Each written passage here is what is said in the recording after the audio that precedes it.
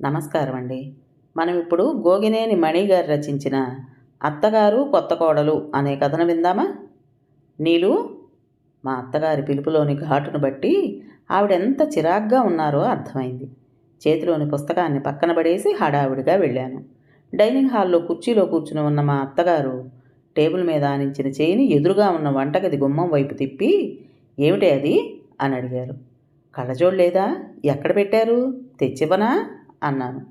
చదువుకోవడానికే తప్ప కళ్ళజోడు అవసరం లేదు, అన్నీ బాగానే కనిపిస్తాయి, ఎందుకలా అని అడుగుతున్నాను. స్వరంలో పదును ఇంకొంచెం పెరిగింది. వంటగదిలో నిలబడి ఉన్న మావారు పూర్వకాలపు యుద్ధరంగంలో కత్తి డాలు పట్టుకున్న వీర సైనికుడిలా ఒక చేత్తో చాకు మరో చేత్తో సొరకాయ పట్టుకుని చేస్తున్న విచిత్ర విన్యాసాలను చూడగానే నాకు నవ్వు ఆగలేదు. వంట నేర్చుకోవాలని నేనే చెప్పాను. ముందుగా ఈవేళ కూరగాయలు తరగడం ప్రాక్టీస్ చేస్తున్నారు సమాధానం చెప్పాను. కూరగాయలు తరగాల్సిన కర్మ వాడికేమిటి? దీర్ఘం తీశారు. కూరగాయలు తరగడం కర్మ కాదు, క్రియ. కర్తవు నువ్వేనని కూడా తెలుసు కానీ ఇంట్లో ఇద్దరు ఆడవాళ్ళం ఉన్నాంగా. ఒకరికి ఇద్దరు ఉన్నాం కదా అనే మీ అబ్బాయికి వంట నేర్పించే సాహసానికి పూనుకున్నాను. నా ఒక్కదాని వల్ల కాదు, మీరు ఓ చెయ్యి వేయాల్సిందే. గరిట పట్టుకోవడం కూడా రాదు, పెన్నులా పట్టుకుంటున్నారు. నిన్న అది నేర్పించాను. మధ్యలో అడ్డం వచ్చి, వాడికి చిన్నప్పటి నుండి చిన్న మెత్తు పని కూడా నేను ఎప్పుడూ చెప్పలేదు తెలుసా అన్నారు కొంచెం గర్వంగా చూస్తూ. తెలుసు, మీరు చేసిన తప్పుకు ఇప్పుడు నాకు కదా ఈ తిప్పలు. తప్పు ఒకరిదైతే శిక్ష మరొకరు అనుభవించడం అంటే ఇదే కాబోలు. చివరి మాటను మనసులోనే కొనుక్కున్నాను. అది సరే కానీ ఇంటి పని ఎంత కూడా రాని మావాడు అర్జెంటుగా వంట ఎందుకు నేర్చుకోవాలో చెబుతావా నిలదీస్తున్నట్లుగా అన్నారు. మునుపటి రోజుల్లో ఇంటి పనిలో వేలు పెట్టకపోవడాన్ని మగవాళ్ళు గొప్పగా అనుకునేవారేమో కానీ ఇప్పుడు మాత్రం తప్పు. అందరికీ అన్ని పనులు తెలిసి ఉండాలి. అది ఇద్దరూ ఉద్యోగాలు చేసేవాళ్ళ సంగతి. నువ్వు ఇంట్లోనే ఉంటావుగా. ఇప్పుడు నేను ఉద్యోగం చేయాలనుకుంటున్నా. అందుకే ముందుగా మీ అబ్బాయికి ఇంటి పనులు చేయడం నేర్పిస్తున్నా. ఏమిటి, నువ్వు ఉద్యోగం చేస్తావా? బోలెడు ఆశ్చర్యాన్ని గుమ్మరించారు. ఎందుకంత ఆశ్చర్యం? నాకేం చదువు లేదా, ఉద్యోగం రాదా? దర్పంగా అడిగాను. అది కాదే అమ్మలు. మా అత్తగారి కంఠంలోకి అనునయం వచ్చేసింది. నువ్వు ఇద్దరు పిల్లలు పుట్టి వాళ్ళు కొంచెం పెద్దయ్యే వరకు ఉద్యోగం ప్రసక్తి తీసుకురానని మాటిచ్చావు, గుర్తులేదు అన్నారు. ఇప్పుడు ఇలా మాట పడాల్సి వస్తుందని తెలియక అప్పుడు అలా అన్నాను. ఇప్పుడు ఎవరేమన్నారు? మా వాడేమైనా అన్నాడా? చెప్పు, గట్టిగా దులిపేస్తాను. అప్పుడే వచ్చి మా ఎదురుగా కూర్చున్న మా వారు మా అత్తగారు ఎదురుగా ఉన్న న్యూస్ పేపర్ని మొహానికి అడ్డంగా పెట్టేసుకున్నారు. ఆ సొదంతా మీకెందుకులేండి, అనవసరమైన గొడవ నిర్లిప్తంగా అన్నాను. సొదయం కాదులే, నువ్వేం చెప్పినా కథలా ఉంటుంది కానీ. అంటే నా మాటల్లో కల్పనలే ఉంటాయనా? కొంచెం నిష్ఠూరంగా అన్నాను. అదేం కాదే అంటూ నవ్వేశారు. నీ కబుర్లు కథ వింటున్నట్లుగా అనిపిస్తాయని, అంతే. అసలు సంగతి చెప్పవే వేణు. మాటల్లోకి గారాబం కూడా వచ్చేసింది. ఇక బెట్టు వదిలి అసలు విషయం బయటపెట్టాను. ఏదో చీరలు కొనుక్కోవడం గురించి నేను మాట్లాడితే మీ అబ్బాయి ఏమన్నారో తెలుసా? మగవాళ్ళు సంపాదించి తెస్తుంటే ఆడవాళ్ళు కష్టం సుఖం పట్టించుకోకుండా చీరలు నగలు అంటూ ఖర్చులు చేసేస్తుంటారట. దాంతో నాకు పౌరుషం వచ్చి నేను సంపాదించి అప్పుడే నా బట్టలకు ఖర్చు చేస్తానని శపథం చేశాను. అంటే నెల జీతం అంతా చీరలకు ఖర్చు చేసేస్తావా? పేపర్ చాట్ నుండి మొహం బయటపెట్టి మా వారు ఆరా తీశారు. చూసారా నా జీతం మీద ఎలా ఆంక్షలు పెడుతున్నారో. అత్తగారికి ఫిర్యాదు చేశాను. మా వారు నవ్వుతూ, నాకు ఆలు లేదు చూలు లేదు అన్న సామెత గుర్తొస్తోంది అన్నారు. అదేం కాదు, కావాలనుకుంటే ఉద్యోగం వారం రోజుల్లో వచ్చేస్తుంది దర్పంగా అన్నాను. నిజంగానే ఆ సామెత తీరునే మా మాటలు సాగుతున్నాయి అనిపించింది. మా అత్తగారు నా వైపు చూస్తూ, వాడి సంపాదన నీకు చెందుతుంది, కాదనే హక్కు వాడికి లేదు, ఈ మాత్రానికే నువ్వు ఉద్యోగం చూసుకోవాల్సిన పని లేదు అన్నారు తీర్పు చెప్పినట్లుగా. ఒక్క నిమిషం ఆగి, అసలు ఎవరో ఇవ్వడం ఎందుకు?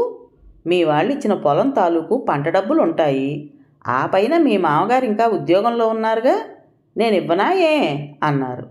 అలా కాదు, అమ్మగారు అత్తగారు ఇచ్చినవి నాకు సంతృప్తినివ్వవు, నేనే సంపాదించాలి అన్నాను. పైగా ఇంట్లోనే ఉంటావుగా అంటూ ఆయన తన పనులన్నీ నా నెత్తిన వేయడం తప్పుతుంది. ఇంటి పనులు సగం ఆయన పంచుకోవడం జరుగుతుంది. ఉద్యోగం చేస్తే సంపాదనతో పాటు ఇవి లాభాలు. చేయకపోతే నేను చీరలు కొనుక్కోవడం ఉండదు. నా మాటలకు మా అత్తగారు హతాశురాలైనట్లుగా బేలగా చూశారు. ఉద్యోగాలంటూ మీరందరూ పొద్దున పోయి రాత్రికి చేరితే పగలంతా కాకి బతుకు నా వల్ల కాదే అన్నారు. కాకి బతుకేమిటి అర్థం కాక ఆశ్చర్యంగా అడిగాను. అదేనే ఏ కాకిలా ఉండాలిగా. నాకు నవ్వొచ్చింది. అయితే ఒక పని చేయండి, నేను చేరబోయే ఆఫీస్కి వచ్చి మా కోడలికి బాస్గా నేను తప్ప ఇంకెవ్వరూ ఉండకూడదు, తనకి పై ఆఫీసర్ ఉద్యోగం నాకే ఇవ్వాలి అని మీరు గట్టిగా అడగండి. అప్పటికి అందరం బయటే ఉంటాం. ఇంట్లో ఏ కాకులు ఉండాల్సిన పని లేదు.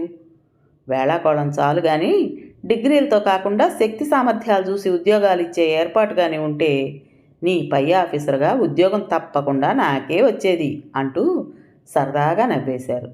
అది సరే కానీ ఇంట్లో ఉండే సంపాదించే మార్గం చెప్పనా అడిగారు. మిషన్ కుట్టాలా? అమ్మో నా వల్ల కాదు అన్నాను. దర్జీ పని కాదు, దర్జాగా ఉండేదే. కథలు రాయి. నేను కథలు రాయాలా? విస్తుపోయా. అదేమిటి అంత ఆశ్చర్యపోతున్నావు? నవ్వుతూ అన్నారు. విచిత్రం కాకపోతే నేను కథలు ఎలా రాయగలను? ఎందుకు రాయలేవు? నేర్చుకుంటే అన్నీ వస్తాయి. ఇక్కడికి వచ్చిన కొత్తలో నీకు ఏ కూరైనా చేయడం వచ్చా? రాదు.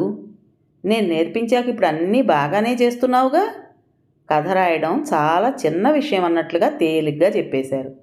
మా అత్తగారిది విజ్ఞానమో అజ్ఞానమో అర్థం కాక భగవంతుడా అనుకున్నాను. కథ రాయాలంటే ఏదో ఒక విషయం ఉండాలిగా. అయోమయంగా చూస్తూ అడిగాను. కథలంటే మనం చెప్పుకునే కబుర్లే, ఇంకేం బ్రహ్మ విద్య కాదు. నువ్వు సరదాగా ఎలా కబుర్లు చెప్తావో అలాగే రాసేయి.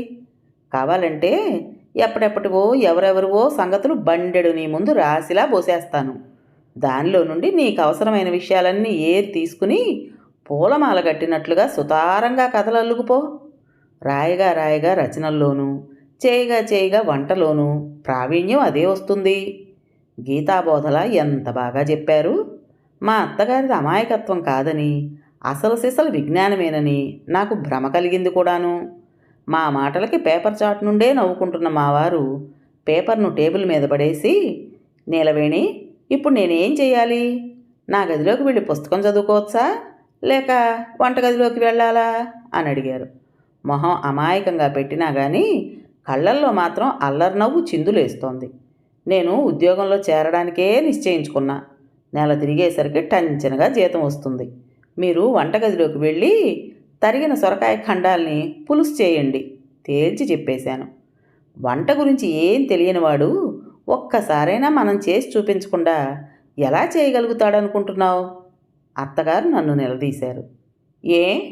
మీరు ఏం తెలియని దాన్ని నన్ను కథలు రాయమని చెప్పలేదు? అలాగేను బదులు చెప్పాను. మా అత్తగారి మనసులో ఏ ఆలోచన మెదిలిందో కానీ వదనం ఒక్కసారిగా మెరిసింది. అయితే అమ్మాయి, మావాడు పులుసు చేసి చూపిస్తే నువ్వు నా మాట ప్రకారం ఉద్యోగ ప్రసక్తి లేకుండా ఇంట్లోనే ఉండి కథలు రాసే ప్రయత్నం చేస్తావా మరి అన్నారు. నాకు పెద్దగా నవ్వాలనిపించింది. ఆయన ఒక్కరూ పులుసు చేసేయడమా? ఇంతకన్నా వింత ఏముంటుంది? మా అత్తగారు ఎలా నమ్ముతున్నారో మరి. పుత్రప్రేమ కూడా గుడ్డిదే కాబోలు. పిల్లల అసమర్థతను గుర్తించనివ్వదు. ఏదో విధంగా కాకుండా పర్ఫెక్ట్గా చేసి చూపిస్తే సరే. అయితే ఒక షరతు, మీరు వంటగదిలోకి వెళ్ళనేకూడదు చెప్పాను. మావారు ఆవేశం తెచ్చుకుని, ఏమిటిది? ఏం జరుగుతోంది? మీరిద్దరూ పందాలు వేసుకుంటూ నన్ను పావులా వాడుకోవడం ఏమిటి? నేను ఒప్పుకోను అన్నారు. నేను ఉద్యోగంలో చేరితే మీరు వంట నేర్చుకోవాలనే రూల్ ఎలాగూ ఉంది కాబట్టి కానివ్వండి. వంటగది వైపు చేయి చూపించాను. హతవిధి అన్న తీరులో పిడికిలతో నుదురు మీద కొట్టుకున్న మావారు, ప్రాక్టికల్స్ లేవు సరే, థియరీ అయినా చెప్పరే అంటూ అరిచారు. ఏముందిరా అంటూ మా అత్తగారు మొత్తం ఒక్క ముక్కలో చెప్పేశారు.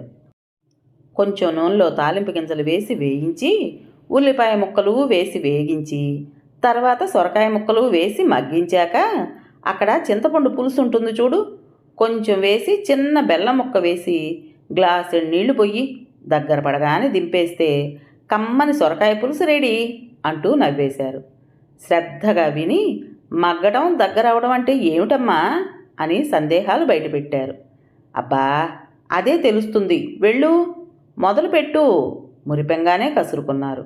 నేను హాల్లో కూర్చుని నవల చదువుకుంటూనే మా అత్తగారిని ఓ కంట గమనిస్తున్నాను. వంటగదిలోకి వెళ్ళలేదు.